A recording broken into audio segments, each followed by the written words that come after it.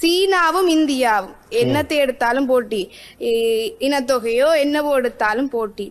ஆனால் இந்தியாவிலையும் நிறைய பேர் இருக்கணும், சீனாவிலையும் நிறைய பேர் இருக்கணும்.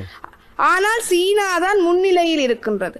அதற்கு காரணம் இந்தியாவை விட சீனா அறிவியல் ரீதியாக முன்னேறி உள்ளது.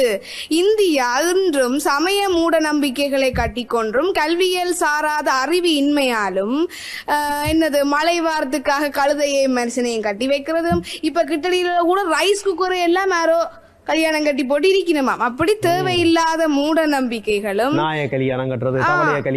இப்படியான செயற்பாடுகளும் மூட நம்பிக்கைகளும் நிறைந்தே காணப்படுகின்றது. ஆனால் சீனா அறிவியல் ரீதியாக தனது கண்டுபிடிப்புகளையும் அறிவியல் ரீதியாக அனைத்தையும் முன்னெடுத்து செல்வதாலேயே அங்கு சமுதாய வளர்ச்சி ஏற்பட்டு இருக்கின்றது.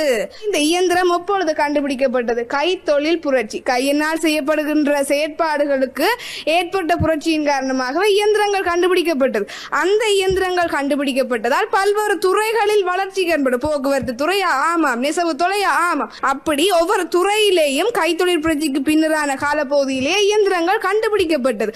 உதாரணமா இப்ப நிலக்கரி எல்லாம் முந்தின காலத்துல நீங்க எதிரணியினர் குவிக்கொண்டிருக்கின்ற மனித உழைப்பாளர் தானாம், சிறுவர் தொழிலாளர்களை வைத்துத்தானாம் அதை எடுப்பார்கள் நிலக்கரிய.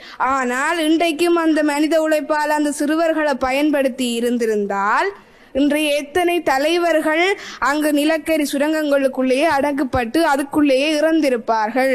நீங்கள் எங்களோட அறிவியல் சாதனத்தை நீங்க தேவையில்லாம பயன்படுத்தி போட்டு அது பிள்ளையன்றீங்க.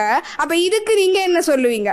அது இந்த மனித உழைப்பு இருந்திருந்தா என்னமும் அந்த இழப்புகள் நடந்து கொண்டேதான் இருக்கும். அறிவியல் சரியாத்தான் இருக்கு. உங்களோட அறிவை வச்சு நீங்க அதை சரிவா பயன்படுத்துங்க என்பதே எனது கருத்து. சமய ரீதியாக ஏற்கனவே சொல்லிவிட்டேன், குதிரைக்கும் மாட்டுக்கும் கல்யாணம் கட்டுறதை விட்டுட்டு அறிவியல் ரீதியாக முன்னேறினால் உங்களுக்கு மனித செயற்பாடுகள் அனைவருக்கும் போதுமானதாக இருக்காது. அன்றைய காலத்தில் இருந்த சனத்தொகைக்கு ஓரளவு ஓகே, அந்த இதுக்கு செய்து கொள்ளக்கூடியதாக இருந்தது. ஆனால் இன்றைய சனத்தொகைக்கு அடிப்படை